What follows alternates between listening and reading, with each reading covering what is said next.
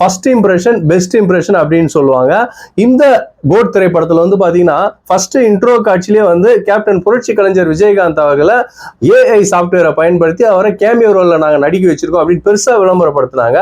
சொன்னபடி செஞ்சாங்களான்னு வந்து பாத்தீங்கன்னா அதை முழுமையா செய்யல, அந்த ஏஐ சாஃப்ட்வேர் வந்து பாத்தீங்கன்னா சரியா பயன்படுத்தல அப்படின்றது தாங்க உண்மை. அதாவது புரட்சி கலைஞர் விஜயகாந்த் அவர்களுக்கு ஹைலைட்டான விஷயம் வந்து ரெண்டு, அவருடைய கண்கள், இன்னொன்னு அவருடைய ஹேர் ஸ்டைல். மாநகர காவல் படத்திலாம் வந்து பாத்தீங்கன்னா அவரோட முடி கலையிறத பார்த்தே வந்து அந்த காலத்தையே தியேட்டர்ல ரிப்பீட்டடா ஆடியன்ஸ் வந்து நிறைய பேர் வந்தாங்க. சோ இந்த படத்துல வந்து பாத்தீங்கன்னா அவரோட முகத்தை மட்டும் பிக்ஸ் பண்ணிட்டு தலையை வந்து பாத்தீங்கன்னா விஜய் ஹேர் ஸ்டைல் வந்து வச்சிட்டு இருக்காங்க. ஸோ இதுவே வந்து பாத்தீங்கன்னா ஒரு அறகுறையா இருக்கிற மாதிரி தான் இருக்கு.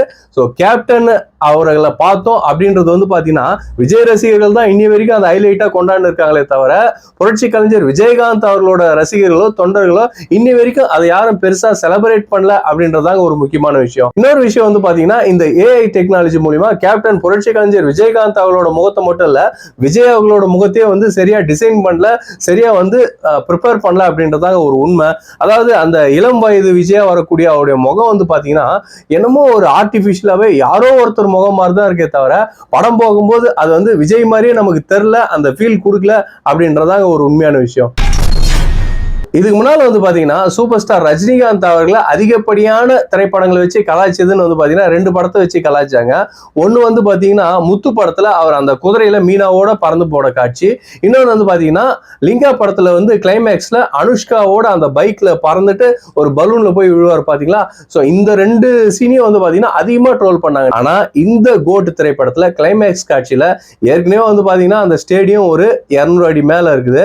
சோ அந்த ஸ்டேடியத்துக்கு மேல விஜய் அவர்கள் பைக்கை விட்டுட்டு பறந்து போயிட்டு அந்த சின்ன வயசு விஜய எட்டி ஒதுக்குவாருங்க.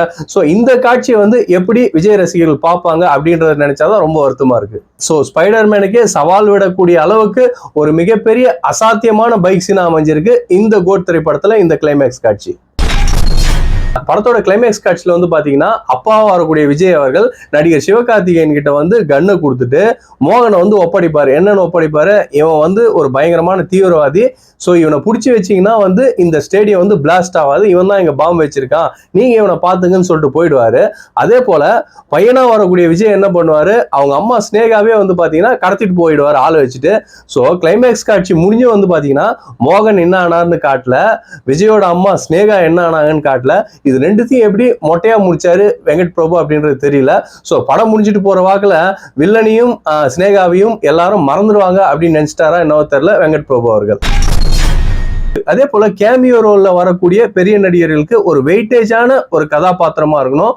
அவங்க வர்ற காட்சியில ஆடியன்ஸ் வந்து அந்த காட்சியோட ஒன்றி போனோம். உதாரணத்துக்கு சொல்லணும்னா ஜெயிலர் திரைப்படத்துல வந்து பாத்தீங்கன்னா சிவராஜ்குமார் ஆகட்டும், மோகன்லால் ஆகட்டும், கிளைமேக்ஸ்ல அவர் வந்து ரம்யா கிருஷ்ணனை சிவராஜ்குமார் காப்பாற்றுற காட்சி ஆகட்டும், அதே போல மோகன்லால் அவர்கள் அந்த கடத்தல் லாரியை பிடிபடுற காட்சி ஆகட்டும், ரெண்டுமே வந்து பாத்தீங்கன்னா அவ்வளவு ஹைலைட்டா ரொம்ப இம்பார்ட்டன்ஸான சீனா இருக்கும். ஸோ ஆடியன்ஸ் வந்து அந்த காட்சியோட ஒன்றி போயிருப்பாங்க. ஆனா இந்த கோட் திரைப்படத்துல புரட்சி கலைஞர் விஜயகாந்த் அவர்கள் வரக்கூடிய காட்சியில வந்து பாத்தீங்கன்னா அவர் எவ்வளவு பெரிய ஆக்ஷன் ஹீரோ, எவ்வளவு பெரிய மாஸ் ஹீரோ, அதுக்கான வெயிட்டேஜான கதாபாத்திரம் அங்க இருக்கா அப்படின்னு பாத்தீங்கன்னா இல்ல அப்படின்னு தான் நம்ம சொல்லணும். ரெண்டாவது வந்து பாத்தீங்கன்னா சிவகார்த்திகேயன் அவர் வர்ற காட்சியிலேயே வந்து பாத்தீங்கன்னா ஏதோ அவர் சும்மா காட்டணும் அப்படின்றதுக்காக அவர் கையில வந்து கன்னை கொடுத்துட்டு போயிடுவார் விஜய் அவர்கள். சோ அந்த கேமியோ ரோலுக்கான கதாபாத்திரத்துக்கான மரியாதை போயிடுச்சு அப்படின்றதாங்க இந்த படத்தோட உண்மையான விஷயம். போதாகோரிக்கு த்ரிஷா வேற விஜய் அவர்களோட கட்சி கொடியவே வந்து புடவையா சுத்தி ஆட விட்டுருக்காங்க. அதுதான் வந்து பாத்தீங்கன்னா இன்னொரு ஹைலைட்டான விஷயம். ஜெயிலர் படம் வந்து புதுசுல நிறைய ட்ரோல் பண்ண விஷயம் என்னன்னு வந்து பாத்தீங்கன்னா விக்ரம் படத்தை அப்படியே காப்பி பண்ணி எடுத்துட்டாங்க ஜெயிலர் படத்தை. அதாவது விக்ரம் படத்துல கமலஹாசன் பையனை வந்து கடத்திட்டு போயிடுவாங்க, ஜெயிலர் படத்துலயும் ரஜினிகாந்த் அவர்கள் பையனை கடத்திட்டு போயிடுவாங்க. விக்ரம் படத்துல கமலஹாசன் பையனை அவர்களை கொண்டுடுவாங்க, ஜெயிலர் படத்துலயும் கிளைமேக்ஸ்ல ரஜினிகாந்த் அவர்கள் பையனை கொண்டுடுவாங்க. சோ இது எல்லாமே வந்து ஒன்றி போயிருக்கு. ஆனா இந்த கோட் திரைப்படத்துல வந்து பாத்தீங்கன்னா விஜய் அவர்களோட பையனையும் வந்து பாத்தீங்கன்னா கடத்திட்டு போயிடுவாங்க.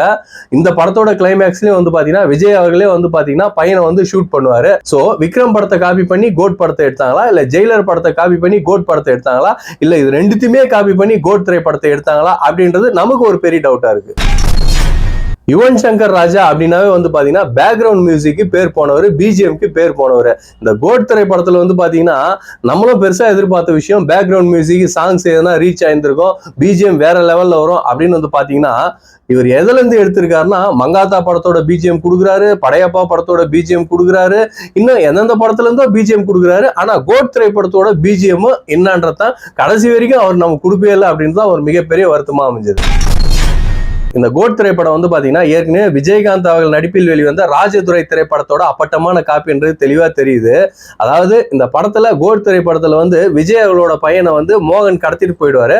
கடத்திட்டு போயிட்டு என்ன பண்றாருன்னா வேற ஒரு லேடி கிட்ட கொடுத்து அவனுக்கு பயத்தை காட்டுங்க, அவன் எப்பவுமே பயந்துட்டே இருக்கணும், அதுக்கப்புறம் வந்து நான் கூட்டிட்டு போறேன்னு சொல்லிட்டு கடைசியா வந்து அந்த லேடியும் ஷூட் பண்ணிட்டு அதுக்கப்புறம் இவர் கூட்டிட்டு போயிட்டு அந்த விஜய் மகனை வந்து வளர்ப்பாரு.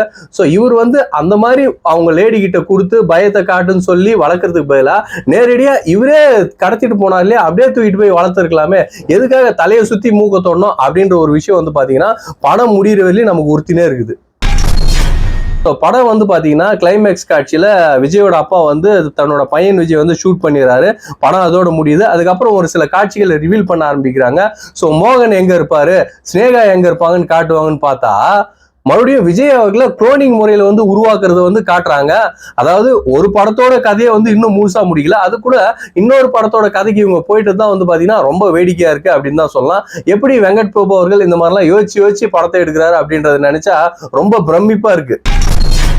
படத்துல விஜய் அவர்களோட டீம்ல பிரபுதேவா அவர்கள் ஆரம்பத்துல இருந்தே இருப்பாரு. திடீர்னு ஒரு ட்விஸ்ட் படத்துல வைக்கணுன்றதுக்காக பிரபுதேவா வந்து மோகன் அவர்களோட டீம்ல ஒரு ஆள் என்ற மாதிரி காட்டுவாங்க. அதாவது வில்லன் குரூப்ல பிரபுதேவா ஒருத்தர்ன்ற மாதிரி காட்டுவாங்க. இன்னொரு ட்விஸ்ட்ல வந்து பாத்தீங்கன்னா அது ஏற்கனவே விஜய் அவர்கள் வந்து பிரபுதேவா அவங்க டீம் ஆள் தான்றதை கண்டுபிடிச்சிற மாதிரி காட்டிடுவாங்க. அப்பவே பிரபுதேவாவை விஜய் பிடிச்சிட்டு இருந்தாருன்னா பிரசாந்த் அவர்களோட பொண்ணு உயிரானா மிச்சமா இருந்திருக்குமே அப்படின்னு தான் நமக்கு தோணுது. தமிழ்நாடு ஃபுல்லா கடந்த வியாழக்கிழமை ரிலீஸ் ஆன இந்த கோட் திரைப்படம் வந்து பாத்தீங்கன்னா தமிழ்நாட்டுல மட்டும் 1000 ஸ்கிரீன்ல ரிலீஸ் ஆச்சு, உலக அளவுல 6000 ஸ்கிரீன்ல ரிலீஸ் ஆயிருக்கு, அப்படி இப்படின்னு என்னென்னவோ சொல்றாங்க, நமக்கு எதுவும் ஒன்றும் புரியல. ஸோ இதுல ஒரு குறிப்பிடத்தக்க விஷயம் என்னன்னா எல்லா தேட்டர்லயும் எல்லா ஸ்கிரீன்லயும் வந்து பாத்தீங்கன்னா அது ஏசி ஆகட்டும் நான் ஏசி ஆகட்டும் சாதாரணமா இருக்கக்கூடிய ஆர்டினரி தேட்டரா நம்ம ஊர்ல எல்லாம் வந்து பாத்தீங்கன்னா சின்ன சின்ன தேட்டருங்கள்லாம் இருக்கு இல்லைங்களா, அந்த தேட்டர்ல கூட வந்து பாத்தீங்கன்னா 190 ரூபாய் ரேட்ல தான் வந்து டிக்கெட் வைக்கணும் அப்படின்னு வந்து ஆர்டர் போட்டிருக்காங்க. இது முழுக்க முழுக்க யார் பொறுப்புன்னு வந்து பாத்தீங்கன்னா ஏஜிஎஸ் என்டர்டைன்மெண்ட்.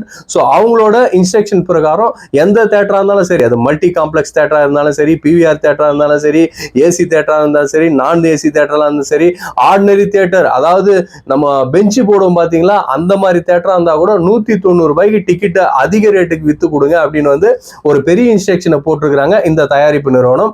ஸோ இது வந்து பாத்தீங்கன்னா ரொம்பவும் அபத்தம் அப்படின்ற மாதிரி ஒரு விஷயம். தமிழ் சினிமாவில் இதுக்கு முன்னால வெளிவந்த எந்த திரைப்படமும் இந்த அளவு கண்டிஷனோ ரிலீஸ் ஆகல. பட் இவங்க போடுற இந்த அராஜகன்றது வந்து பாத்தீங்கன்னா அராஜகத்தோட உச்சபட்சம் அப்படின்ற மாதிரி நினைக்க தோணுது.